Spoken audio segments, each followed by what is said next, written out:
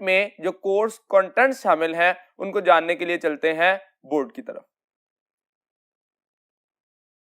Biotechnology में जो major topics या कोर्स कंटेंट्स हम डिस्कस करेंगे उसमें सबसे पहले रिकम्बिनेंट डीएनए टेक्नोलॉजी और जेनेटिक इंजीनियरिंग, इसके principles of genetic recombinant DNA technology and its application, यानी कि हमें रिकम्बिनेंट डीएनए टेक्नोलॉजी का प्रोसेस और उसकी जो एप्लीकेशंस है उसको जानना है।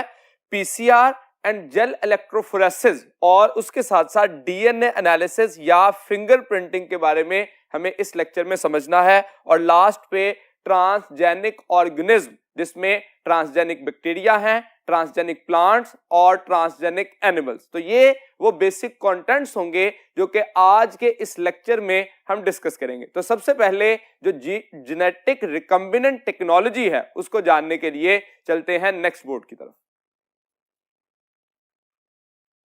जो रिकम्बिनेंट डीएनए टेक्नोलॉजी या जिसको हम जेनेटिक इंजीनियरिंग का नाम भी देते हैं, that is actually a way of gene cloning, जिसमें हम identical copies of a particular gene produce करते हैं। अब इसके लिए जो मेजर प्रोसेस इस्तेमाल किया जाता है उसके 4 मेजर वेज हैं या स्टेप्स हैं जिसको हम यहां पे डिस्कस करते हैं। सबसे पहला स्टेप होता है that is to obtain a gene of interest. किसी भी किस्म की रिकम्बिनेंट डीएनए टेक्नोलॉजी या जेनेटिक इंजीनियरिंग में हम सबसे पहले जीन ऑफ इंटरेस्ट जो है वो हासिल करते हैं जिसकी हमें क्लोनिंग करना हो। दूसरे नंबर पे हम मोलेकुलर सीजर यूज करते हैं, उस जो हमने जीन ऑफ इंटरेस्ट हासिल किया था उसको कट करने के लिए और उसी जीन को ऐड करने के लिए इन अ वेक्टर। तीसरे नंबर पे हम मॉलिक्यूलर कैरियर चूज करते हैं जो कि पर्टिकुलरली हमारे जीन ऑफ इंटरेस्ट को कैरी करेगा इन अ होस्ट सेल। और इसके साथ साथ होस्ट सेल चूज करना जो है वो बहुत इंपॉर्टेंट है, जो कि रिकम्बिनेंट डीएनए को, the DNA from 2 different sources, ये कैरी करने के लिए होस्ट सेल चूज किया जाएगा।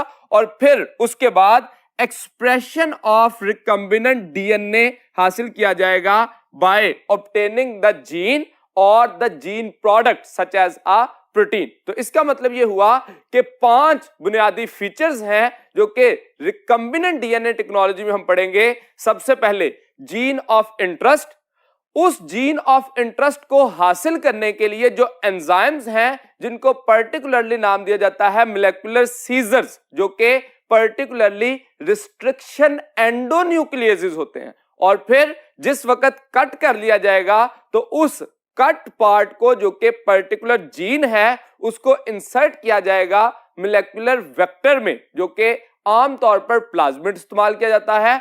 और जिस वक्त प्लाज्मिड में हम अपना जीन ऑफ इंटरेस्ट ऐड कर देंगे, मतलब रिकंबाइन कर देंगे, जो डीएनए है 2 डिफरेंट सोर्सेस से कंबाइन हो जाएगा, तो वो क्या कहलाएगा? रिकम्बिनेंट डीएनए, या उसी को नाम दिया जाएगा काइमेरिक डीएनए। अब वो डीएनए जो कि रिकम्बिनेंट डीएनए बन चुका है उसको होस्ट सेल में इंसर्ट किया जाएगा, जो कि नॉर्मली बैक्टीरिया यूज किया जाता है। और फिर उस बैक्टीरिया को, जो कि हमारा रिकम्बिनेंट डीएनए कंटेनिंग बैक्टीरिया है, जो होस्ट सेल है, उसको ग्रो कराया जाएगा।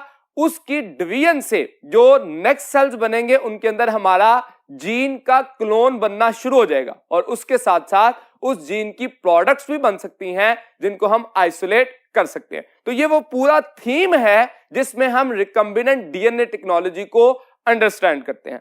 अब जैसा कि मैंने शुरू में कहा कि रिकम्बिनेंट डीएनए टेक्नोलॉजी का एक्चुअल पर्पस क्या है?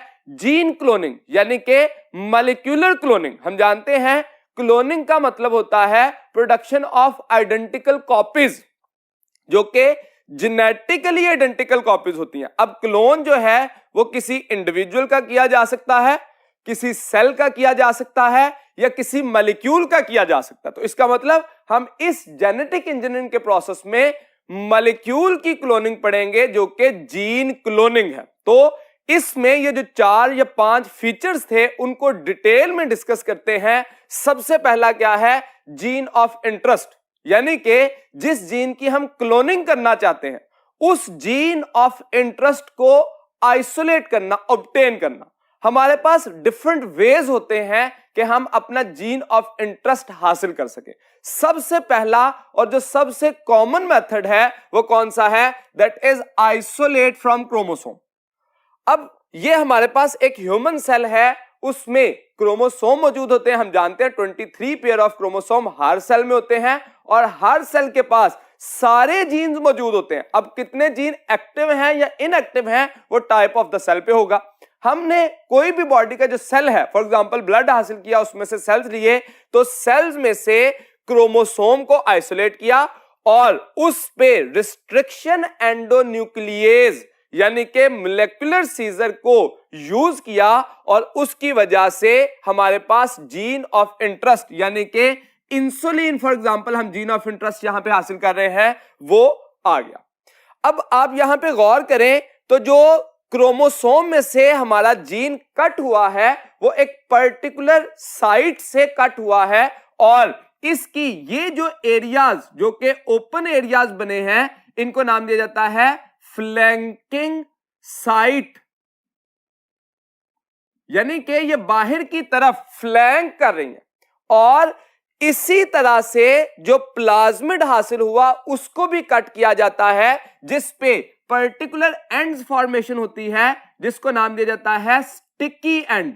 तो इसका मतलब हमें यह पता होना चाहिए कि स्टिकी एंड कहां पे बन रहा है और फ्लैंकिंग एंड, यानी कि जो टारगेटेड जीन हासिल किया उससे बना क्या? Flanking and containing gene. और जो प्लाज्मिड था उसमें स्टिकी एंड बने जहां पे जाके हमारा जीन ऑफ इंटरेस्ट स्टिक कर सकता है, जहां पे जाके अटैच हो सकता है।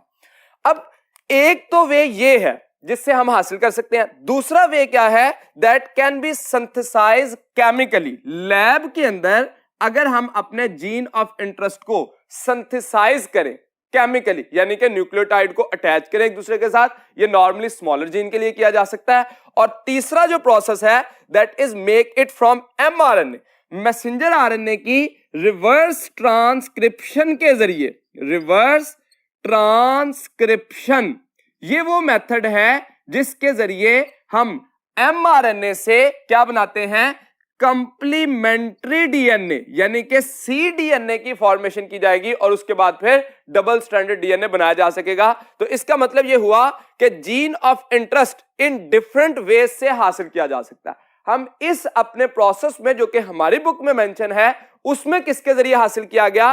दैट इज फ्रॉम क्रोमोसोम, और क्रोमोसोम से कट किया गया। अब यहां पे याद रखिए कि आइसोलेट फ्रॉम क्रोमोसोम, जब यहां से आइसोलेट किया जाएगा तो मोलेकुलर सीजर्स इस्तेमाल होंगी, लेकिन अगर केमिकली सिंथेसाइज किया गया है या एमआरएनए से बनाया गया है तो मोलेकुलर सीजर्स इस्तेमाल नहीं होते और इसके लिए इस्तेमाल होते हैं, यानी कि हम इस मेथड को यूटिलाइज कर रहे हैं।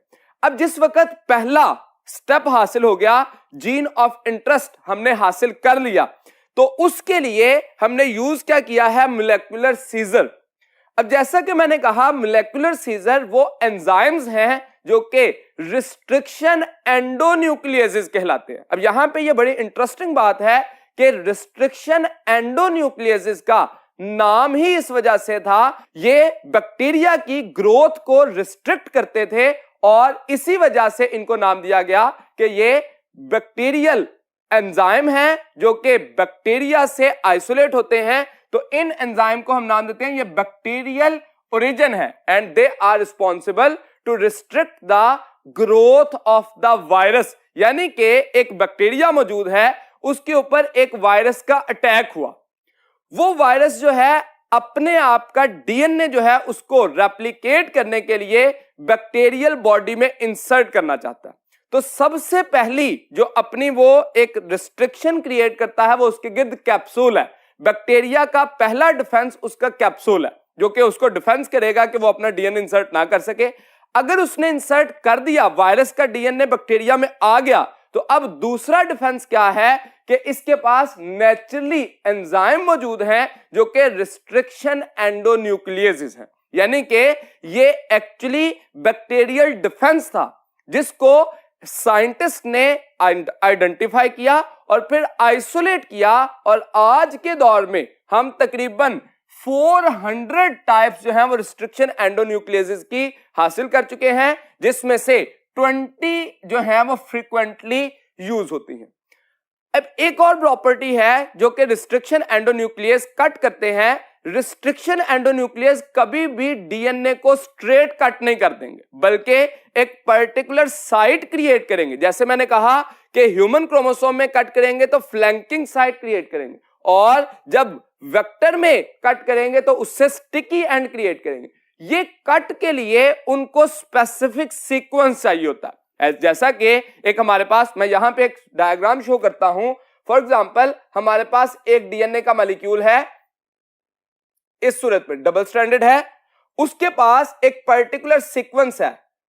अगर मैं उस पर्टिकुलर सीक्वेंस को कहूं कि फॉर एग्जांपल ये 5 प्राइम टू 3 प्राइम एंड पे जो था, इस पे सीक्वेंस है G A A T T and C, और इसी तरह से 5 प्राइम टू 3 प्राइम इस एंड पे भी देखें तो ये सीक्वेंस जो है वो G A A T T और उसके साथ साथ C। तो आप देखिए कि ये पर्टिकुलर जो 6 न्यूक्लियोटाइड का सीक्वेंस है वो 5 प्राइम टू 3 प्राइम एंड में इस तरफ को रीड करें या इस तरफ को रीड करें, वो एक दूसरे के सिमिलर है। यानी कि इस सीक्वेंस को हम नाम देते हैं पैलिंड्रोमिक सीक्वेंस। तो ऐसा कोई भी सीक्वेंस जो कि 4 से 6 न्यूक्लियोटाइड पर मुश्तमिल हो और 5 प्राइम टू 3 प्राइम एंड पर सेम रीड किया जा सके। जैसे यहां पे 5 प्राइम टू 3 प्राइम पे रीड करें तो ये GAATTC है, और इस स्ट्रैंड पर भी 5 प्राइम टू 3 प्राइम पे सेम सीक्वेंस है। तो ऐसे सीक्वेंस को क्या कहा जाता है? Palindromic sequence. और यही वो सीक्वेंस है जिसको रिस्ट्रिक्शन एंडोन्यूक्लियेज डिटरमिन करते हैं और कट करते हैं। अब इसको कट करने का तरीका डायरेक्ट स्ट्रेट कट नहीं है, बल्कि ये कट किस तरह से होता है? In this manner. अब यहां से ये कट हुआ इस तरफ को और यूं। अब इस तरह से कट होने की वजह से क्या हुआ कि सीक्वेंस जो है वो किस तरह से बन गया है? इस तरह से। फॉर एग्जांपल, मैं यहां पे ये शो करता हूं कि ये सीक्वेंस है जिसमें आ गया क्या? A A T T और C। ये ऊपर वाला स्ट्रैंड आ गया और लोअर स्ट्रैंड जो है ये यहां पे आ गया इस सूरत में। अब ये कट हो गया है, उससे अलग हो गया है, और इसका सीक्वेंस जो है अब यहां पे जो था C के साथ G अपना इसके साथ अभी जुड़ा हुआ था G, ये जो है अलग हो गया और ये वाला हिस्सा जो है वो अलग हो जाएगा इस सूरत में। इस सीक्वेंस के ऊपर जो है इस जगह पर G मौजूद था, यहां पे C था, यहां पे होगा T, यहां पे T A और A। अब यहां पे देखिए तो ये जब कट हुआ तो इसकी वजह से इसके दरमियान में ये स्पेस क्या हो गई है? खाली हो गई है। इस जगह पे जो है ये वाला हिस्सा जो बना और ये हिस्सा बना, ये बनेगा स्टिकी एंड, और इस पोजीशन पे हमारा जीन ऑफ इंटरेस्ट जो है वो क्या हो सकेगा? ऐड हो सकेगा, जिसकी वजह से हम अपने जीन ऑफ इंटरेस्ट को स्टिकी एंड के साथ फ्लैकी एंड को अटैच कर सकेंगे। तो इसका मतलब ये हुआ कि ये वो पैलिंड्रोमिक सीक्वेंस है जहां से कट करेगा कौन? That will be the restriction endonucleases. अब यहां पे मैंने कहा कि 400 प्लस में हमारे पास रिस्ट्रिक्शन एंडोन्यूक्लियेजेस हैं, जिसमें से 20 फ्रीक्वेंट यूज किए जाते हैं, और जो हमारी बुक में एग्जांपल दी गई वो किसकी है? दैट इज EcoR1, और उसके लिए जो पैलिंड्रोमिक सीक्वेंस है वो भी एग्जैक्टली मैंने यहां पे लिखा, जो कि EcoR1 जो है वो इसी सीक्वेंस को कट करने के लिए इस्तेमाल होता है। तो इसका मतलब हम ये MCQ के रेफरेंस से हमें पूछा जा सकता है कि कौन सा ऐसा एंजाइम है, रिस्ट्रिक्शन एंजाइम है, जो कि इस सीक्वेंस को कट करता है। या दूसरे नंबर पे हमें कहा जा सकता है कि EcoR1 किस पैलिंड्रोमिक सीक्वेंस को कट करने के लिए इस्तेमाल होगा? तो वो कौन सा होगा? GAATTC। तो एक्चुअली इस सीक्वेंस को कट करने के लिए हमारा पैलिंड्रोमिक सीक्वेंस को कट करने के लिए रिस्ट्रिक्शन एंडोन्यूक्लियस को इस्तेमाल किया जाएगा। तो पहली बात तो हमने कही कि हम अपना जीन ऑफ इंटरेस्ट हासिल कैसे कर रहे हैं। इसको पहली दफा रिस्ट्रिक्शन एंडोन्यूक्लियस को 1970 में हैमिल्टन ओ स्मिथ ने जो है वो डिस्कवर किया था, और इसको डिस्कवर किससे किया? बैक्टीरियल सेल से। ये इस्तेमाल किसके अगेंस्ट होता था? Naturally against the virus. तो हमें ये याद होना चाहिए एमसीक्यू के रेफरेंस से कि बैक्टीरियल ओरिजिन है और ये ग्रोथ ऑफ द वायरस को रिस्ट्रिक्ट करता है, मतलब बैक्टीरियल डिफेंस होता है इससे, जो कि वायरस की एंट्री और उसके बाद उसके लाइसोजेनिक या लाइटिक साइकिल को स्टार्ट होने से रोकता है। इसका जो एक्टिविटी है वो हाईली स्पेसिफिक है। रिस्ट्रिक्शन एंडोन्यूक्लियस किसी भी डीएनए को कट नहीं कर देता, बल्कि ये सिर्फ जो फॉरेन इन्वेडर डीएनए होता है उसको कट करता है। जैसे ये बैक्टीरियल सेल में मौजूद है तो बैक्टीरियल क्रोमोसोम को कट नहीं करेगा। क्यों कट नहीं करता? क्योंकि उसके पास ये पैलिंड्रोमिक सीक्वेंस नहीं होते, जिस वजह से वो इस एरिया को कट नहीं करता, और वायरस के डीएनए को कट करने की ये कैपेसिटी रखता है। तो इसका मतलब हम कह सकते हैं कि रिस्ट्रिक्शन एंडोन्यूक्लियसेस आर हाईली स्पेसिफिक। यहां पे एक और बात क्लियर कीजिए, रिस्ट्रिक्शन एंडोन्यूक्लियसेस एंडोन्यूक्लियस हैं। एंडोन्यूक्लियस और एक्सोन्यूक्लियस दो किस्म के एंजाइम होते हैं। यहां पे एंडोन्यूक्लियस की बात की गई है।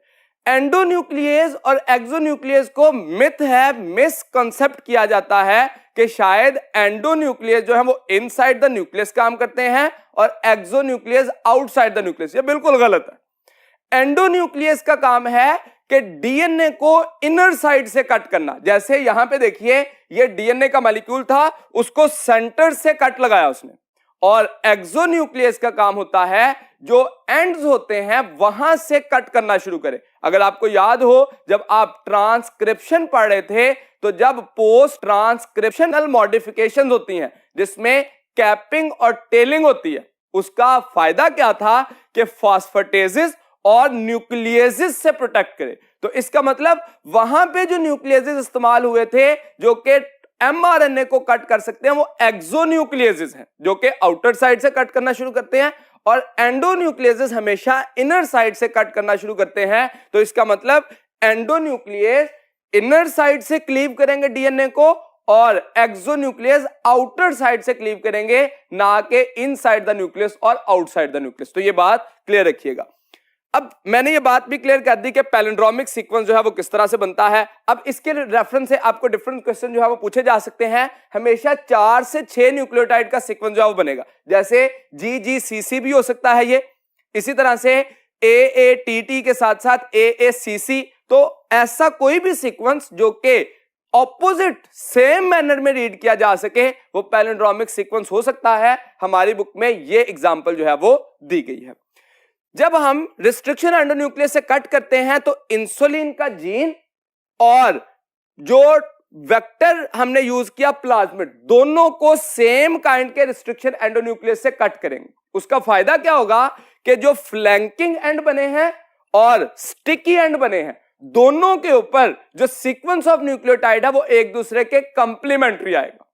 फिर से सुनिए, रिस्ट्रिक्शन एंडोन्यूक्लियस जो यूज किए वो flanking end of the human DNA और sticky end of the vector या प्लाज्मिड, उन दोनों का कंप्लीमेंट्री बनाने के लिए सेम काइंड के रिस्ट्रिक्शन एंडोन्यूक्लियस इस्तेमाल किए। अब जिस वक्त हमारा ये डीएनए हमने हासिल कर लिया और इधर से प्लाज्मिड को भी हमने कट कर लिया, नेक्स्ट पॉइंट क्या होगा कि इस डीएनए को, ह्यूमन जीन को ऐड करें या जीन ऑफ इंटरेस्ट को ऐड करें किसमें? मोलेकुलर कैरियर में या वेक्टर में। तो तीसरा फीचर क्या है? Molecular carrier. अब मोलेकुलर कैरियर जो है हम कहते हैं नॉर्मली जो यूज किया जाता है वो क्या है? That is plasmid. Plasmid is a extra chromosomal circular DNA present in the bacteria. Plasmid is an extra chromosomal circular DNA present in the bacteria। तो यहां पे बैक्टीरिया के अंदर ये मौजूद होता है और इसका फंक्शन क्या है बैक्टीरिया में? बैक्टीरिया में इसके दो बुनियादी काम है।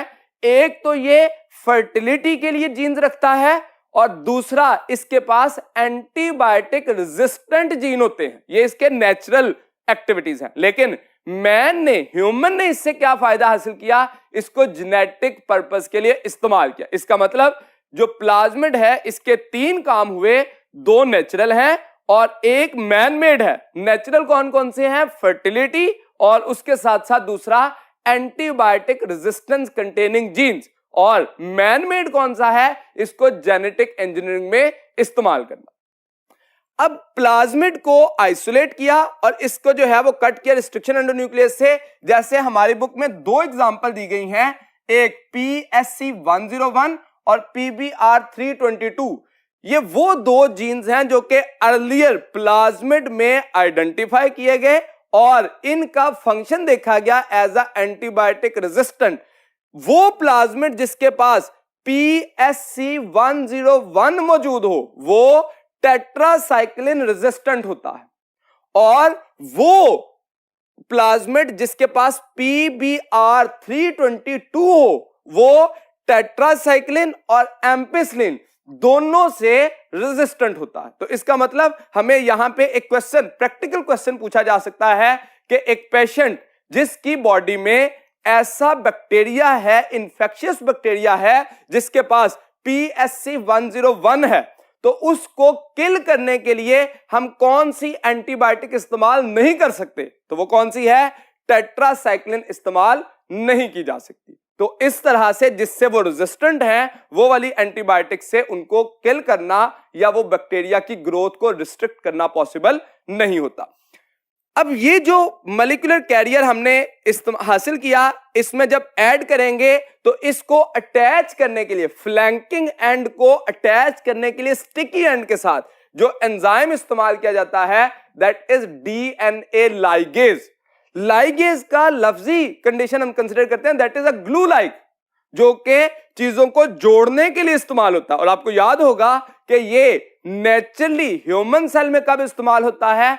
ओकाज़की फ्रेगमेंट्स को जोड़ने के लिए। तो ये पर्टिकुलरली फॉस्फोडाइएस्टर बॉन्ड बनाने के लिए इस्तेमाल होता है, जो कि फ्लैंकिंग एंड के स्टिकी एंड के साथ बॉन्ड बनाएगा। अब जिस वक्त ये ऐड हो गया तो डीएनए फ्रॉम 2 डिफरेंट सोर्सेज हो गए। प्लाज्मिड एक सोर्स से डीएनए था और जीन ऑफ इंटरेस्ट दूसरे सोर्स से था। तो जीन या DNA from 2 different sources that is called as recombinant DNA. तो that is the 4th feature.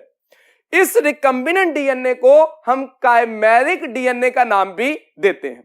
जैसे ही ये बन गया, और ये भी याद रखें ये आउटसाइड द होस्ट सेल इसकी फॉर्मेशन की है।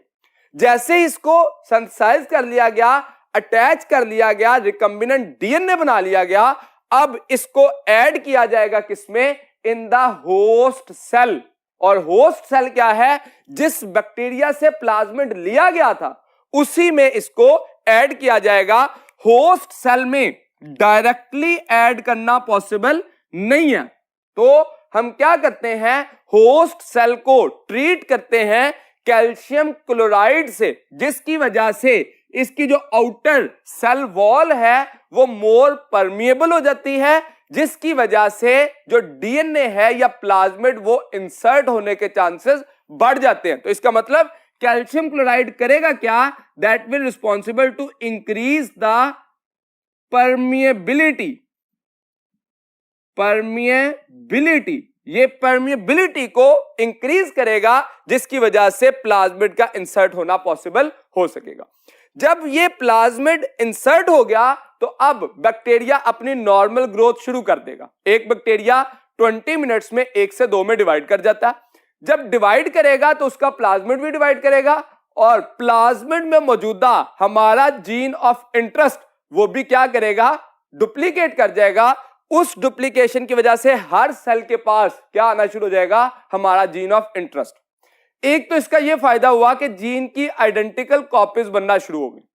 दूसरे नंबर पे जब बैक्टीरिया अपनी ट्रांसक्रिप्शन और ट्रांसलेशन करेगा, यानी कि अपने डीएनए की ट्रांसक्रिप्शन और ट्रांसलेशन करेगा, तो हमारे जीन ऑफ इंटरेस्ट की भी ट्रांसक्रिप्शन और ट्रांसलेशन स्टार्ट हो जाएगी, जिसकी वजह से जो प्रोडक्ट है यानी कि जीन के साथ साथ जीन प्रोडक्ट भी बनना शुरू हो जाएंगी जो कि हम उस सेल कल्चर मीडियम से आइसोलेट कर सकते हैं। तो इसका मतलब रिकम्बिनेंट डीएनए टेक्नोलॉजी के जरिए जीन क्लोनिंग का प्रोसेस, एक तो हम मैनी जीन्स हासिल कर सकते हैं और दूसरे नंबर पे जीन प्रोडक्ट भी आसानी से हासिल किया जा सकता है। यही एक बेसिक प्रिंसिपल था किसका, जेनेटिक इंजीनियरिंग का।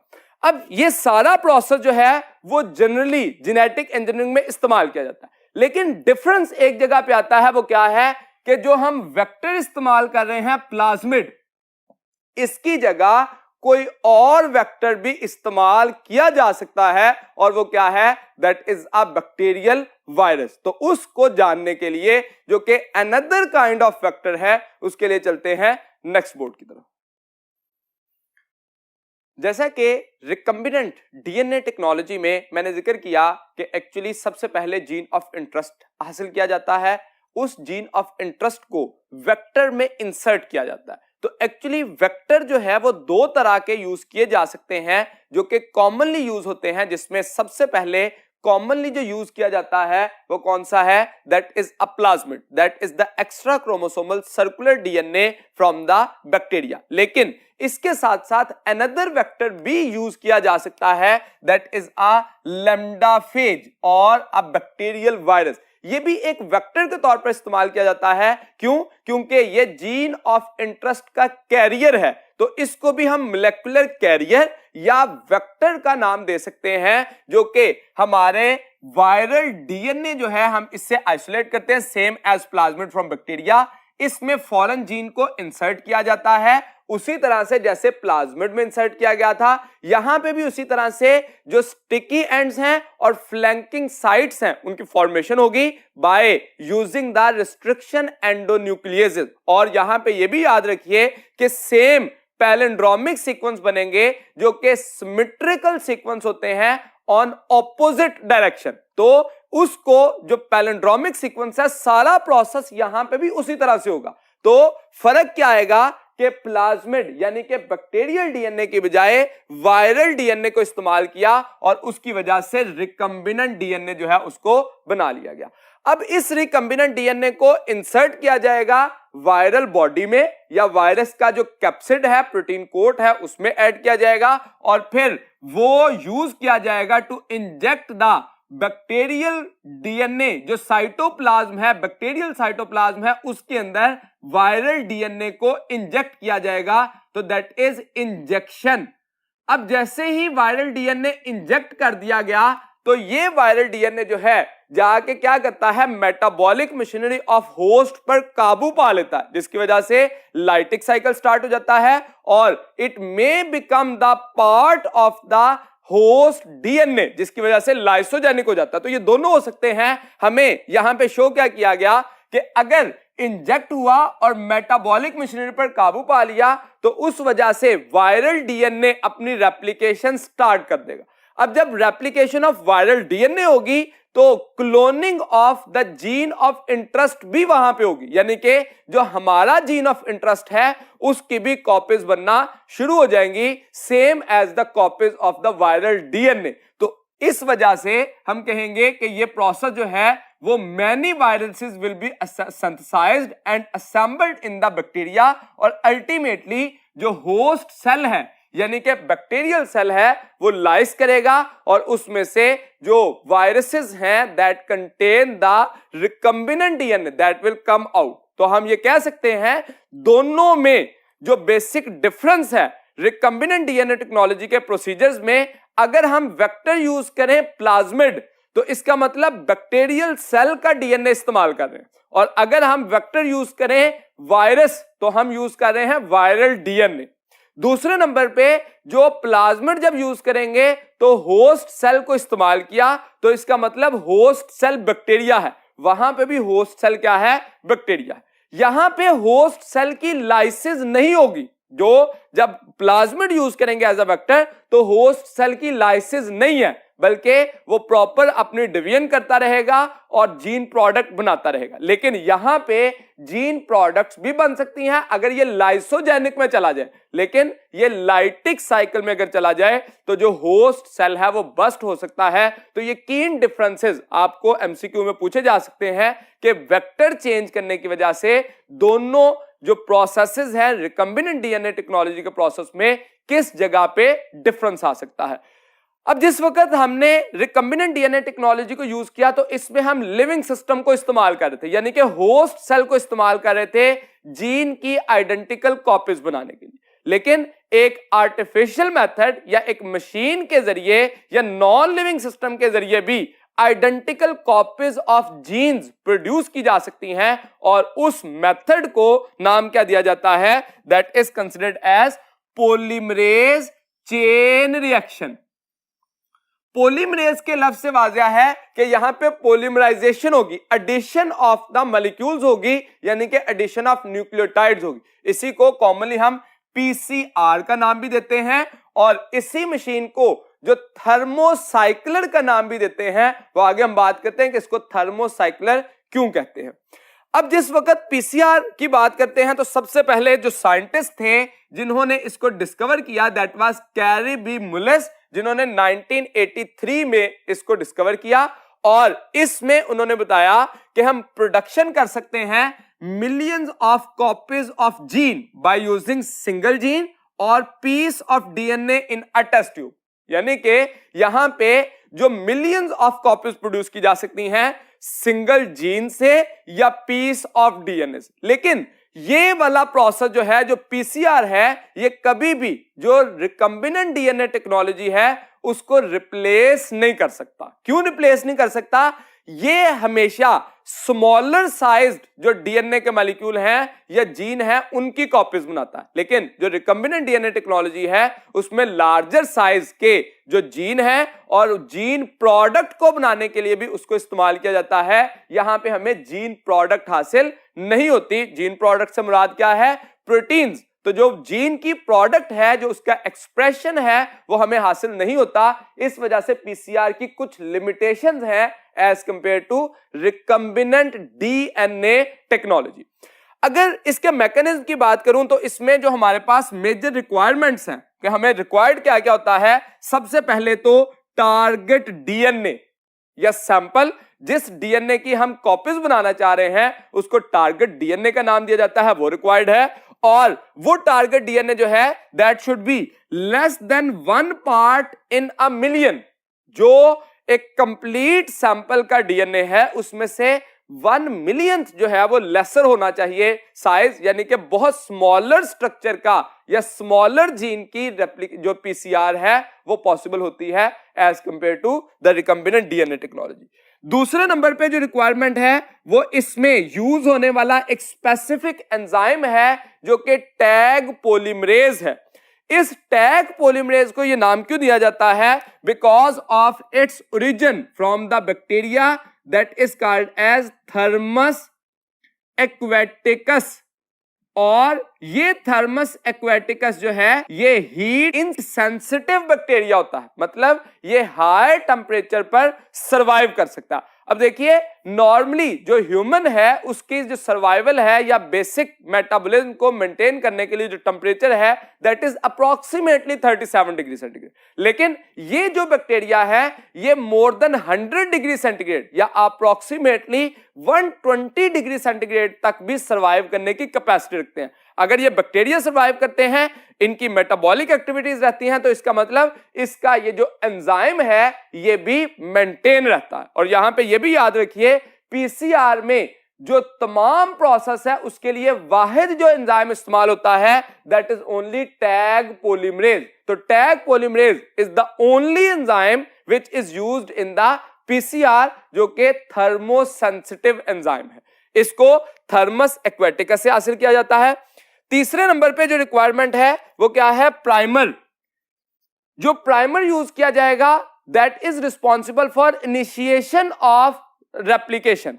हम जानते हैं कि जो रेप्लिकेशन है उसको स्टार्ट कभी भी डीएनए पॉलीमरेज नहीं कर सकता। Taq polymerase actually DNA polymerase ही है। इसको टैग इसलिए कहा गया क्योंकि जिस बैक्टीरिया से हासिल किया उसके नाम की बुनियाद पर, वरना ये डीएनए पॉलीमरेज ही है। तो डीएनए पॉलीमरेज का काम क्या होता है? ये टैग पॉलीमरेज का polymerization, elongation of the replication या extension of the replication.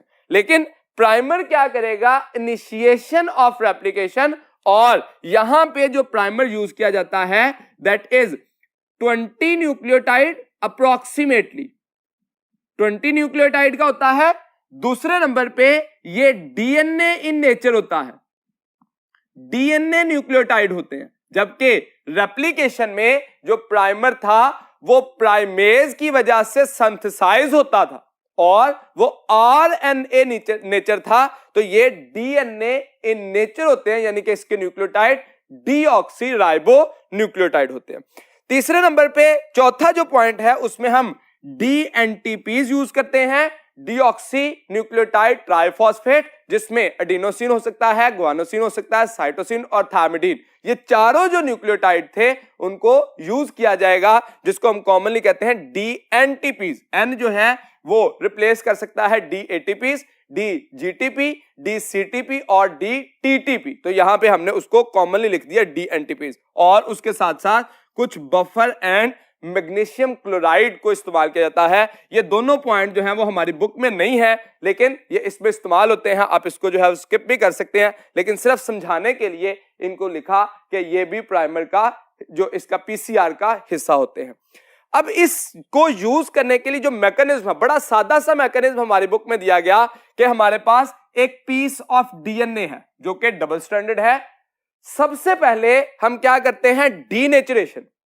Denaturation का मतलब क्या है कि जो दोनों स्ट्रैंड जो है कॉइल है और हाइड्रोजन बॉन्डिंग के जरिए एंटी पैरेलल स्ट्रैंड एक दूसरे के साथ जुड़े हुए हैं, उन दोनों को अलहदा किया जाए। अलहदा होना यानी कि यहां पे डीनेचुरेशन का मतलब क्या होगा? Break of hydrogen bond. ये एमसीक्यू भी पूछा जाता है। Denaturation of DNA requires the breakage of bond. कौन सा बॉन्ड तोड़ेगा? हाइड्रोजन बॉन्ड तोड़ेगा, कोवलेंट बॉन्ड तोड़ेगा, फॉस्फोडाइस्टर बॉन्ड तोड़ेगा या कोई और बॉन्ड तोड़ेगा। तो याद रखिए, denaturation of DNA is done by the breakdown of hydrogen bond. और इस हाइड्रोजन बॉन्ड के टूटने की वजह से डीएनए का कौन सा स्ट्रक्चर लॉस होगा? तो that will B secondary structure will be lost. Primary structure conserved रहेगा, क्योंकि प्राइमरी स्ट्रक्चर क्या था? Straight strand of the nucleotides.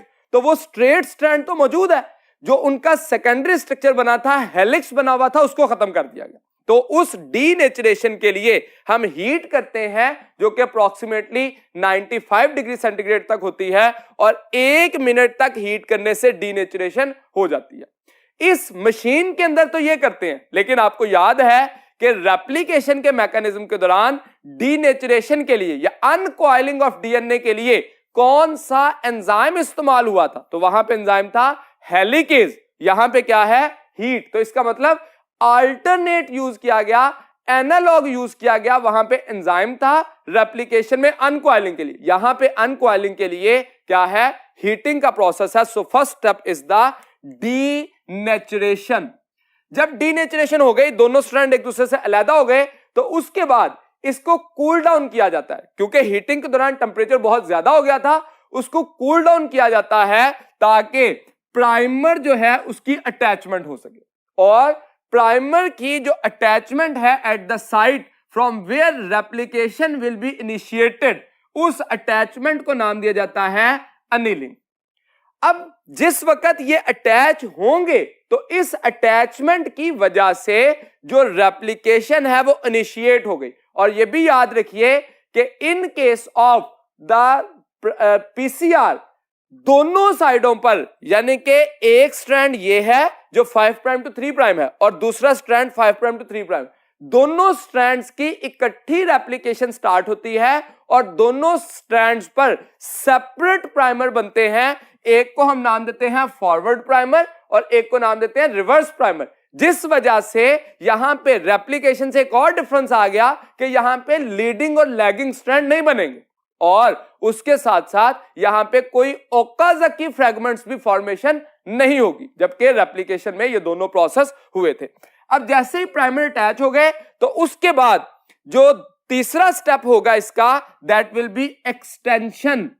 Extension का मतलब क्या है कि अब पॉलीमरेज, डीएनए पॉलीमरेज या टैग पॉलीमरेज जो है वो अपनी एक्टिविटी स्टार्ट करेगा और ये जो है जहां पे प्राइमर अटैच हुआ था उससे आगे न्यूक्लियोटाइड ऐड करना शुरू कर देगा। तो इसका मतलब जो डबल स्ट्रैंडेड डीएनए था उससे दो मॉलिक्यूल बन गए डबल स्ट्रैंडेड डीएनए के या डुप्लेक्स के। तो इसका मतलब एक डीएनए के मॉलिक्यूल से दो डीएनए के मॉलिक्यूल बनाने के लिए जो एक्चुअल टाइम लगा इन दिस कंडीशन, हीटिंग के लिए 1 मिनट था, कूलिंग के लिए 2 मिनट यूज किए और डीएनए पॉलीमरेज ऐड करने के बाद वेट किया 1.5 मिनट। तो ये जो प्रोसेस है पूरा मैकेनिज्म कितनी देर में हो गया? अप्रोक्सीमेटली 4.5 मिनट में। जो हमारी बुक की डायग्राम है इससे हम कैलकुलेट कर सकते हैं कि टाइम जो है वो एक्चुअली क्या रिक्वायर्ड होता है। अप्रोक्सीमेटली 4.5 मिनट जो है वो रिक्वायर्ड होंगे। इस प्रोसेस में एक और बात कि जब हम डीएनए की रेप्लिकेशन करते हैं तो उस दौरानिये में हम एक स्ट्रैंड से दो स्ट्रैंड बनाते हैं, तो उसमें 3 टाइप के डीएनए पॉलीमरेज यूज होते हैं। यहां पे एक ही टाइप जो है वो यूज हुई जो कि टैग पॉलीमरेज। इसके साथ साथ यहां पे जो डीएनए पॉलीमरेज ने अपनी एक्टिविटी की है, यहां पे हमने लिखा है ऐड डीएनए पॉलीमरेज। ऐड का मतलब हरगिज ये नहीं है कि उस मशीन में इस टाइम पे ऐड किया जाएगा, बल्कि जिस वक्त ये पीसीआर का प्रोसेस हम शुरू करने लगते हैं तो एक टेस्ट ट्यूब के अंदर ये सारे मटेरियल जो है वो ऐड कर देते हैं और जैसे जैसे टेम्परेचर चेंज किया जाता है वो नेक्स्ट स्टेप की तरफ जाता है और ये प्रोसेस जो है वो कंटिन्यू रहते हैं। इसका मतलब डीएनए पॉलीमरेज यहां पे ऐड नहीं किया, बल्कि जिस वक्त ये प्रोसेस शुरू किया था उसी वक्त ऐड कर दिया था। यहां पे ऐड होने का मतलब क्या है कि वो अपने स्ट्रैंड के साथ अटैच होगा और अपनी पॉलीमराइजेशन यानी कि अपनी फंक्शनल एक्टिविटी को शुरू करेगा इस पोजीशन पे।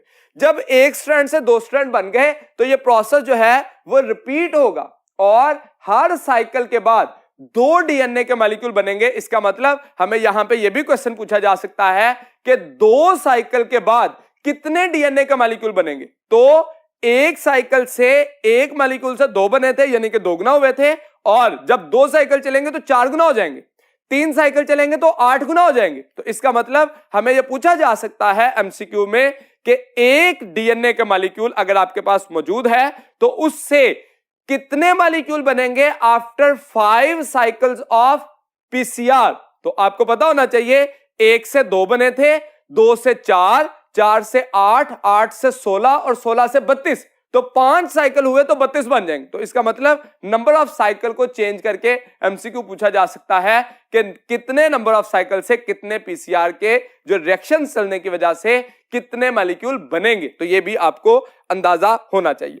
जैसे मैंने कहा कि पीसीआर जो है ये एडवांस फॉर्म तो थी रिकम्बिनेंट डीएनए टेक्नोलॉजी की, लेकिन इसकी कुछ लिमिटेशंस थी। ये कंप्लीटली रिकम्बिनेंट डीएनए टेक्नोलॉजी को रिप्लेस नहीं कर सकी। उसकी वजह क्या थी कि ये वाला जो प्रोसेस है स्मॉलर पीस ऑफ डीएनए को तो कॉपी कर सकता था, लेकिन लार्जर के लिए हमें अभी भी रिकम्बिनेंट डीएनए टेक्नोलॉजी को इस्तेमाल करना पड़ता है। इसी तरह से जो जीन प्रोडक्ट है, प्रोटीन्स हासिल करनी है, तो हमें अभी भी रिकम्बिनेंट डीएनए टेक्नोलॉजी इस्तेमाल करना पड़ती है। पीसीआर से हम जीन प्रोडक्ट यानी कि प्रोटीन्स आइसोलेट नहीं कर सकते।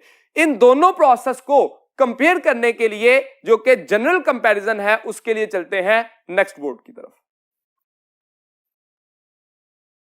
जीन क्लोनिंग के जैसे कि identical copies of gene produce करना है। जैसे मैंने स्टार्ट में ये कहा कि जीन क्लोनिंग जो है वो एक्चुअली एक मॉलिक्यूलर क्लोनिंग है। इसके अलावा हम ऑर्गेनिज्म की क्लोनिंग या सेल की क्लोनिंग जैसे कि बैक्टीरियल सेल है उसकी क्लोनिंग कर सकते हैं। लेकिन जब हम बात करते हैं जीन क्लोनिंग तो हमारे पास 2 मेजर वेज हैं। ये हम वेज के तौर पर यूज करते हैं रिकम्बिनेंट डीएनए टेक्नोलॉजी और उसके साथ साथ पीसीआर। तो इसका मतलब हम कहते हैं 2 पॉसिबल वेज। अब जिस वक्त हम पॉसिबल वेज का जिक्र कर रहे हैं तो रिकम्बिनेंट टेक्नोलॉजी जो है वो एक अर्लियर मेथड है और पीसीआर समवट एडवांस मेथड है। जब दोनों को हम कंपैरिजन करें तो सबसे पहले जो रिकम्बिनेंट डीएनए टेक्नोलॉजी है, जिसको हम जेनेटिक इंजीनियरिंग भी कहते हैं, that is actually aims to synthesize DNA which contain DNA from two different sources. इसका पर्पस ये था कि टू डिफरेंट सोर्सेज से डीएनए जो है उसको जो है कंबाइन किया जाए, इसी वजह से इसको रिकम्बिनेंट डीएनए का नाम दिया गया।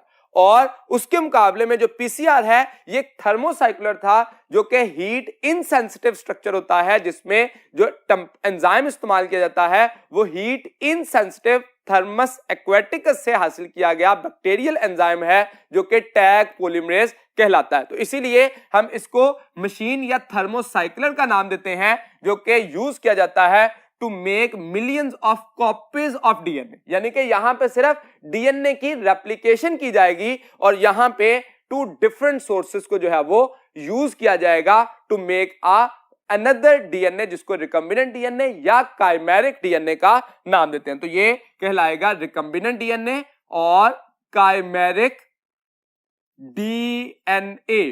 तो that is responsible to form chimeric DNA और रिकम्बिनेंट डीएनए। दूसरे नंबर पे जो रिकम्बिनेंट डीएनए टेक्नोलॉजी में कहा गया, पीसीआर के पैराग्राफ में लिखा गया कि एक्चुअली जो अर्लियर मेथड यूज किए जा रहे थे, यानी कि रिकम्बिनेंट डीएनए टेक्नोलॉजी था वो टाइम कंज्यूमिंग था और एक्सपेंसिव था। उसके मुकाबले में जो पीसीआर है ये शॉर्ट टाइम में है, स्पीडी वर्क है और इसमें टेस्ट ट्यूब के अंदर ही मिलियंस ऑफ कॉपीज जो है वो प्रोड्यूस की जा सकती हैं। लेकिन यहां पे एक बात याद रखिए, इसकी वजह से रिकम्बिनेंट डीएनए से unlimited copies of genes produce होंगी, लेकिन जब हम पीसीआर यूज करेंगे तो वहां पे लिमिटेड कॉपीज जो है प्रोड्यूस की जाती हैं। अगर उसको ज्यादा प्रोलॉन्ग किया जाए तो उसमें एरर्स के चांसेस बढ़ जाते हैं, जबकि रिकम्बिनेंट डीएनए में एरर्स के चांसेस मिनिमम होते हैं। यहां पे लिविंग सिस्टम को क्योंकि इस्तेमाल किया जा रहा होता है। तीसरे नंबर पे देखिए तो ये ऑल काइंड्स ऑफ जीन्स के लिए इस्तेमाल किया जाता है, यानी कि हम कंप्लीट जीन और उसके जीन प्रोडक्ट्स को, लार्जर जीन हो स्मॉलर हो डजंट मैटर, रिकम्बिनेंट डीएनए में उसको इस्तेमाल किया जा सकता है। जबकि यहां पे स्मॉलर जीन्स और पर्टिकुलरली अगर कहें तो स्मॉलर डीएनए पीस, पीसीआर के केस में पीस ऑफ डीएनए या फ्रेगमेंट ऑफ डीएनए को इस्तेमाल किया जाता है, जिसकी लिमिटेड कॉपीज जो हम प्रोड्यूस की जाती हैं, जबकि यहां पे हम कहते हैं अनलिमिटेड कॉपीज को प्रोड्यूस किया जा सकता है। रिकम्बिनेंट डीएनए टेक्नोलॉजी में भी हम कहते हैं कि एंड प्रोडक्ट जो है that can be a cloned gene and its product as a protein, यानी कि इसका जो एंड प्रोडक्ट हासिल करेंगे वो जीन भी हो सकता है और जीन प्रोडक्ट भी हो सकती है। जबकि पीसीआर का एंड प्रोडक्ट जो है वो हमेशा सिर्फ जीन्स होंगी, यहां पे प्रोटीन नहीं बनेगी। इसका मतलब हम ये कह सकते हैं रिकम्बिनेंट डीएनए टेक्नोलॉजी में रेप्लिकेशन भी होगी, ट्रांसक्रिप्शन भी होगी और ट्रांसलेशन भी होगी, लेकिन PCR is just identical to the process of replication. वहां पे ट्रांसक्रिप्शन या ट्रांसलेशन नहीं है, इसलिए जीन प्रोडक्ट यानी कि प्रोटीन्स की सिंथेसिस नहीं हो रही। उसके बाद देखिए तो इसके केस में हम लिविंग सिस्टम को इस्तेमाल करते हैं, जिसमें वेक्टर इस्तेमाल किया जाएगा एज अ प्लाज्मिड और होस्ट सेल बैक्टीरिया को इस्तेमाल किया जाता है, यानी कि लिविंग सिस्टम इस्तेमाल किया जाता है जीन्स की कॉपीज बनाने के लिए और जीन प्रोडक्ट प्रोड्यूस करने के लिए। जबकि यहां पे टेस्ट ट्यूब के अंदर ये एक्टिविटी की जाती है, जिसमें हम ये बात देखते हैं कि टेस्ट ट्यूब में एक मशीन के अंदर रख के तो उसको जो है वो परफॉर्म किया जा रहा होता है। ये वाला प्रोसेस क्योंकि लिविंग सिस्टम में है इसलिए इन विवो है, यूजुअली आमतौर पर ये इन विवो है, यानी कि लिविंग सिस्टम के अंदर इस्तेमाल किया जाता है। जबकि ये एक्टिविटी जो है वो इन विट्रो एक्टिविटी है, जो कि टेस्ट ट्यूब एक्टिविटी कंसीडर की जाती है। तो इसका मतलब जो पीसीआर है वो एडवांस तो जरूर है, लेकिन वो रिप्लेसमेंट नहीं है रिकम्बिनेंट डीएनए टेक्नोलॉजी की, उसकी अपनी वर्थ मौजूद है। जबकि पीसीआर जो है उसकी अपनी एक वर्थ है जो कि मुख्तलिफ किस्म की एक्टिविटीज में इस्तेमाल किया जाता है। और मैंने प्रीवियसली ये बात जो है वो कंफर्म की कि पीसीआर और रेप्लिकेशन में भी डिफरेंस मौजूद है। रेप्लिकेशन में हर स्टेप के लिए एंजाइम चाहिए था, जैसा कि हेलिकेज चाहिए था, सिंगल स्ट्रैंडेड बाइंडिंग प्रोटीन चाहिए थी, डीएनए पॉलीमरेज चाहिए था, लाइगेज चाहिए था और डिफरेंट एंजाइम जो हम रिक्वायर्ड थे। लेकिन जो पीसीआर है उसके अंदर सिर्फ एक एंजाइम रिक्वायर्ड है, दैट इज टैग पॉलीमरेज। इसके अलावा बाकी तमाम एक्टिविटीज जो हैं वो किसके जरिए हो रही है, जैसे हेलिकेज की एक्टिविटी वहां पे कौन कर रहा है, हीट, इसीलिए हम इसको हीट इनसेंसिटिव प्रोसेस का नाम भी देते हैं, जो कि थर्मोसाइक्लर का नाम भी दिया जाता है। सो रिकम्बिनेंट डीएनए टेक्नोलॉजी और पीसीआर में डिफरेंस आपको पता होना चाहिए, और दूसरे नंबर पे पीसीआर और रेप्लिकेशन, इन दोनों में कौन से डिफरेंस हैं ये भी पता होने चाहिए, ताकि इससे रिलेटेड एमसीक्यू को बेहतर अंदाज में सॉल्व किया जा सके। हमारे आज के लेक्चर में इससे तीसरा जो हमारा टॉपिक है that is actually the gene therapy and DNA analysis and fingerprinting. तो उसको जानने के लिए चलते हैं नेक्स्ट बोर्ड की तरफ।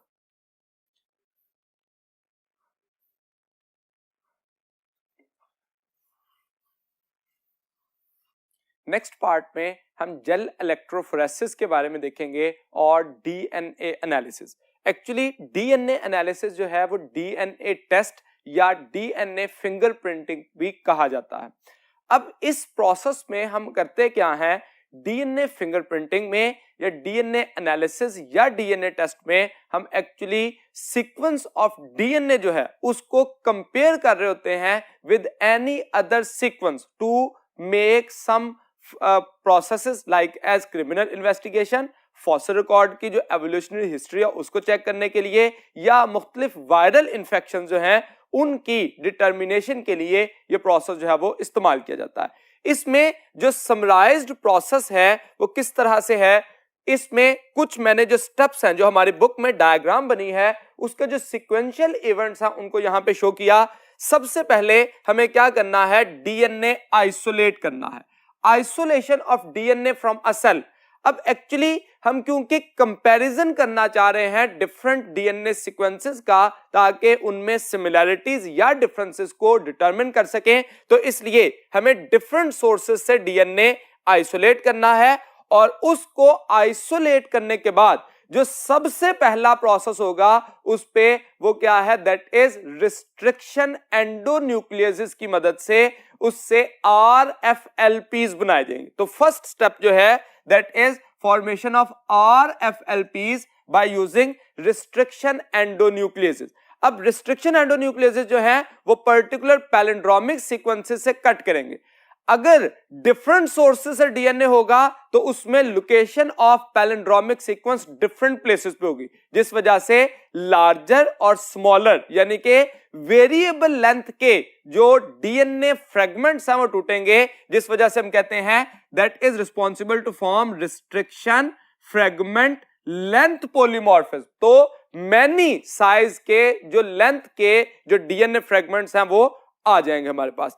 अब जिस वक्त RFLPs मिले तो उन RFLPs को कहां पे लाया जाएगा, एक प्रोसेस में जेल इलेक्ट्रोफोरेसिस में। हम करते क्या हैं, इसमें हमारे पास एक जेल इलेक्ट्रोफोरेसिस मशीन होती है जिसमें हम एक पर्टिकुलर जो जेल है, एगरोज जेल पर्टिकुलरली, इसमें जो है वो रखते हैं और डीएनए सैंपल को लोड किया जाता है। फॉर एग्जांपल हमने यहां पे जो डीएनए सैंपल 1 था उसको RFLPs बनाए और उन सब को लोड कर दिया इस प्लेस पे, 2 को सेकंड पे और थर्ड को थर्ड प्लेस पे। तो वो जो वाल्स बने थे उसमें वेल्स बने थे उनमें हमने डीएनए सैंपल लोड कर दिए।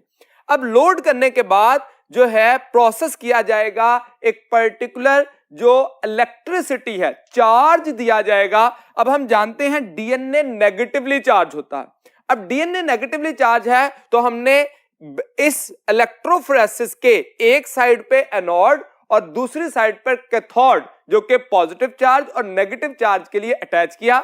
अब जिस तरफ नेगेटिव चार्ज होगा, क्योंकि डीएनए का मॉलिक्यूल भी नेगेटिवली चार्ज है, तो इसलिए ये ऑपोजिट डायरेक्शन में मूव करेगा और उस इलेक्ट्रिक चार्ज की वजह से जब इसकी मूवमेंट हो रही है तो मूवमेंट की जो स्पीड है वो डिपेंड किस पे करेगी, that is dependent on the molecular weight. क्योंकि चार्ज सेम होगा, नेचर ऑफ डीएनए सेम होगी, लेकिन फर्क कहां पे आएगा, साइज ऑफ द फ्रेगमेंट्स जो कि RFLPs की वजह से बने हैं। तो डिफरेंट वेरिएबल लेंथ के फ्रेगमेंट्स हैं, इसलिए मोलेकुलर साइज क्या होगा, डिफरेंट होगा। तो जिसका मोलेकुलर साइज ज्यादा होगा वो स्लो मूव करेगा और जिसका मोलेकुलर साइज कम होगा वो फास्ट मूव करेगा।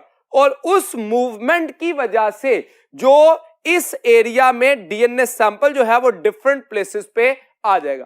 अब यहां पे इस पोजीशन तक हमें डीएनए का मॉलिक्यूल नजर नहीं आ रहा या बैंड्स नजर नहीं आ रहे कि वो किस जगह पे बने हैं। जैसे ही ये जेल इलेक्ट्रोफोरेसिस का प्रोसेस कंप्लीट किया, वो फ्रेगमेंट जो है वो सेपरेट हो गए और सेपरेशन के बाद इसको हम ब्लॉटिंग के प्रोसेस में लाएंगे, जो कि नेक्स्ट प्रोसेस होगा इलेक्ट्रोफोरेसिस के, जिसमें हम वो जेल जो है उसको ट्रांसफर करेंगे मेम्ब्रेन पे और डीनेचर्ड डीएनए जो है वो किया जाएगा, यानी कि ट्रांसफर किया जाएगा और उसके बाद डीएनए डीनेचरेशन की जाएगी। अब यहां पे जरा कंफ्यूजन आती है कि हमारी जब हम बुक की डायग्राम देखते हैं तो उसमें कहा जाता है कि दैट सबस्ट्रेट या that substance is transferred to the membrane and then DNA denatured. लेकिन जब हम अपनी उस डायग्राम की कैप्शन देखते हैं तो उसमें पॉइंट जो है इस तरह से लिखा गया है कि हमें लगता है कि डीएनए डीनेचर पहले हुआ है और ट्रांसफर बाद में हुआ। तो ये याद रखिए कि हमेशा पहले ट्रांसफर होगी और उसके बाद डीनेचरेशन का प्रोसेस होगा at the surface of the membrane. इस प्रोसेस में ट्रांसफर टू द मेम्ब्रेन जो किया जाता है इसको एक्चुअली ब्लॉटिंग का नाम दिया जाता है। और अगर मैं स्पेसिफाई करूं कि डीएनए के मॉलिक्यूल्स को ट्रांसफर करना एक्चुअली सदर्न ब्लॉटिंग कहलाता है। ये डिफरेंट टाइप की डीएनए, आरएनए और प्रोटीन के लिए जो ट्रांसफर किया जाता है उसके लिए डिफरेंट टेक्निक्स इस्तेमाल की जाती हैं, जिसमें सदर्न है, नॉर्दर्न है और वेस्टर्न ब्लॉटिंग है। तो हमारी बुक में एज सच इनके नाम नहीं दिए गए, लेकिन ये जरूर मेंशन किया गया that will B blot on the membrane. तो इस प्रोसेस को नाम दिया जाता है ब्लॉटिंग। अब जिस वक्त ब्लॉटिंग हो गई, डीनेचरेशन हो गई, तो उसके बाद हम क्या करते हैं, प्रोब स्प्रे करते हैं। और ये प्रोब हमेशा रेडियो एक्टिव होता है। रेडियो एक्टिव प्रोब जो है वो स्प्रे किया जाएगा ताकि जहां से डीनेचरेशन हुई है, डीएनए के मॉलिक्यूल सेपरेट हुए हैं, तो प्रोब जो है एक्चुअली टू सर्च, हमने जब जीनोमिक लाइब्रेरी पढ़ा तो उसमें भी हमने प्रोब का लफ्ज जो है वो इस्तेमाल किया था, that is actually to search, finder है। तो जिस जिस जगह पे उसका रिलेटेड सेगमेंट होगा, कंप्लीमेंट्री स्ट्रैंड होगा, वहां पे जाके प्रोब अटैच हो जाएगा। अब प्रोब की अटैचमेंट को नाम दिया जाएगा हाइब्रिडाइजेशन, यानी कि वो सिंगल स्ट्रैंड जो हुआ था डीनेचरेशन की वजह से, वो फिर से स्ट्रैंड जुड़ना शुरू हो जाएंगे प्रोब के साथ और डबल स्ट्रैंडेड बनना शुरू हो जाएगा, जिसको नाम दिया जाएगा हाइब्रिडाइजेशन। अब जैसे ही हाइब्रिडाइजेशन हो गई तो उसके बाद हम क्या करेंगे, ऑटो रेडियोग्राफी, यानी कि इस प्रोसेस के जरिए ऑटो रेडियोग्राफ या ऑटो रेडियोग्राम जो हम पेपर हासिल करेंगे, उसके जरिए हम ये जान सकेंगे कि डीएनए के फ्रेगमेंट्स जो हैं वो किस किस जगह पे मौजूद थे। जैसे डायग्राम में देखें, ट्रांसफर हुआ मेम्ब्रेन पे, अब उस मेम्ब्रेन के ऊपर हमने स्प्रे किया किसको, प्रोब को, और फिर उसके बाद उस मेम्ब्रेन को जो है ऑटो रेडियोग्राफ में फिल्म के ऊपर जो है वो ट्रांसफर किया, जिसमें मेम्ब्रेन के ऊपर जो मौजूदा सेगमेंट्स थे उसका स्केच किस पे आ गया, ऑन द फिल्म। और वो किस सूरत में आए, डार्क बैंड्स की सूरत में। ये डार्क बैंड जो हैं वो जैसे हमने ऊपर 1 2 3 सोर्स थे, उसी तरह से ये सोर्सेज आ जाएंगे और इनकी जो लोकेशन है वो किसके अकॉर्डिंग होगी, जो नियर द सेगमेंट होगा, जो जिस बैंड पे हमने ऐड किए थे इसके करीब जो होगा वो लॉन्गर है और जो इससे दूर मूव कर जाएगा वो शॉर्टर है। जैसे मैंने कहा था कि इसकी जो मूवमेंट है वो डिपेंड किस पे करती है, मोलेकुलर वेट पे। जितना मोलेकुलर वेट ज्यादा होगा मूवमेंट उतनी स्लो होगी, और जितना मोलेकुलर वेट कम होगा उतनी मूवमेंट स्पीड अप होगी। तो जो लार्जर सेगमेंट होंगे, लार्जर फ्रेगमेंट ऑफ डीएनए होंगे, वो नियर रह जाएंगे, करीब रह जाएंगे जिस जगह पे हमने डीएनए ऐड किया था बल्ब के अंदर, और जो शॉर्टर हैं वो अवे मूव कर जाएंगे, जिसकी वजह से जो बैंड्स हैं वो हमें अपीयर हो जाएंगे और हम आसानी से ये डिटरमिन कर सकेंगे कि जो तीनों सोर्सेस के डीएनए हैं वो एक दूसरे के साथ कितने कंपैटिबल हैं, यानी कि तीनों का एक दूसरे के साथ सिमिलैरिटीज या डिफरेंसेस किस बुनियाद पे हैं। अब ये जो फिनोमिना हमने पढ़ा, इसमें सीक्वेंसेस कहां से स्टार्ट हुए, isolation of DNA from different sources and then reading of the similarities and differences of different sources of DNA। इस प्रोसेस की प्रैक्टिकल एप्लीकेशन के जानने के लिए चलते हैं नेक्स्ट बोर्ड की तरफ। जब हम जेल इलेक्ट्रोफोरेसिस के प्रोसेस के जरिए हम डीएनए एनालिसिस या डीएनए फिंगरप्रिंटिंग करते हैं, इसी को डीएनए टेस्ट का नाम भी दिया जाता है। इसकी प्रैक्टिकल इंपॉर्टेंस क्या है या हम प्रैक्टिकली कैसे एप्लीकेशन इसकी किस तरह से देखते हैं, तो सबसे पहले कहा गया कि हम कंपैरिजन कर सकते हैं चाइल्ड्स डीएनए का with that of his parents. अब अगर हमारे पास जो सोर्स है, डीएनए के 3 सोर्सेज हैं, एक फादर से है, एक मदर से है और एक चाइल्ड से है। हम ये कंपैरिजन करना चाहते हैं कि जो चाइल्ड का डीएनए है वो कितना फादर के साथ मिलता है और कितना मदर के साथ मिलता है। तो इस प्रोसेस में मैंने ये जो डायग्राम बनाई, इसी डायग्राम को अगर मैं स्ट्रेट फॉर्म में यहां पे यू ड्रॉ करता हूं, फॉर एग्जांपल ये इस सूरत में। अब अगर इस जगह पे इलेक्ट्रोफोरेसिस करने के बाद और ऑटो रेडियोग्राम में हम देखते हैं, फॉर एग्जांपल यहां पे मैंने डीएनए लोड किया था चाइल्ड का, उसको सी से रिप्रेजेंट कर दिया, फिर आगे फादर का और मदर का। अब जिस वक्त ये मैंने यहां पे डीएनए लोड किए थे और लोड करने के बाद ये सारा प्रोसेस जो है वो कंप्लीट होने के बाद बैंड्स आए। अब बैंड्स जो हैं वो डिफरेंट लोकेशन पे आ गए। फॉर एग्जांपल इस तरह से बैंड्स बन गए चाइल्ड के केस में, इसी तरह से फादर के केस में जो है वो इस जगह पे बैंड्स बन गए, और मदर के केस में जो है यहां पे यूं बैंड जो है उनकी फॉर्मेशन होगी। अब इन बैंड्स को जब आप रीड करते हैं तो कुछ बैंड्स ऐसे होते हैं जो कि यूनिक हैं।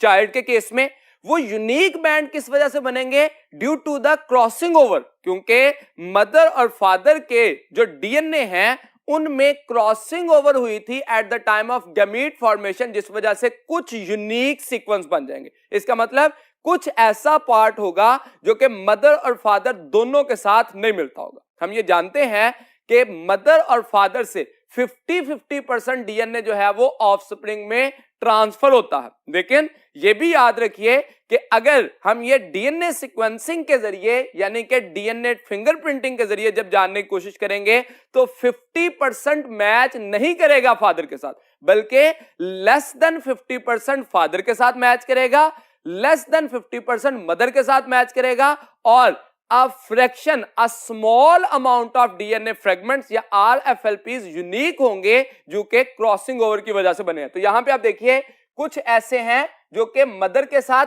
मैच कर रहे हैं चाइल्ड के, कुछ फादर के साथ मैच कर रहे हैं। तो इस प्रोसेस को रीड करने के लिए हम कंप्यूटराइज्ड जो प्रोसेस है उसको इस्तेमाल करते हैं, जिसके जरिए लोअर साइड से अपर साइड की तरफ रीड किया जाता है और देखा जाता है कि कौन कौन से सेगमेंट मैच कर रहे हैं, और उस वजह से परसेंटेज डिटरमिन की जाती है कि मदर से जेनेटिक मटेरियल कंजर्व्ड कितना ऑफस्प्रिंग की तरफ आया, इसी तरह से फादर से कितना ऑफस्प्रिंग की तरफ कंजर्व्ड आया, और कितनी रिकंबिनेशन हुई है या क्रॉसिंग ओवर हुई है जिसकी वजह से यूनिक डीएनए जो है वो बना है। तो इस प्रोसेस के जरिए हम जो जान सकते हैं मदर और फादर का डीएनए का कंपैरिजन चाइल्ड के साथ।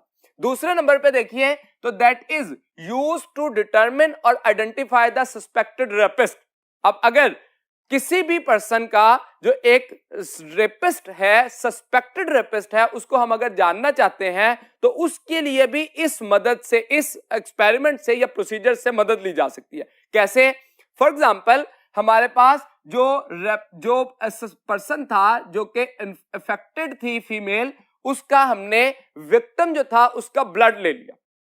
अब उसके ब्लड को हमने इस सारे प्रोसीजर से प्रोसीड किया तो यहां पे ये सारा जो सेगमेंट्स हैं बैंड्स उसके अपीयर हो गए। इसी तरह से हमने जो स्पेसिमेन फ्रॉम द स्किन, अब अगर किसी किस्म का हमें जब भी हम ये प्रोसेस इस्तेमाल करना चाहते हैं तो हमें जो सस्पेक्टेड पर्सन है उसका ब्लड चाहिए होगा या उसके सेल्स चाहिए होंगे, इसी तरह से जो विक्टिम है उसके सेल चाहिए होंगे, और जिस जगह पे ये क्राइम हुआ उस जगह से हम मुख्तलिफ किस्म की कंडीशन जो है या स्ट्रक्चर इकट्ठे करते हैं। जैसे बुक में एग्जांपल दी गई कि जब ये प्रॉब्लम या ये क्राइम हो रहा था तो जो विक्टिम है उसने अपने डिफेंस में उस पर्सन के बाल नोचे या उसके चेहरे पे हाथ मारा तो उसके नाखूनों में नेल्स के अंदर कुछ स्किन के सेल्स आ गए।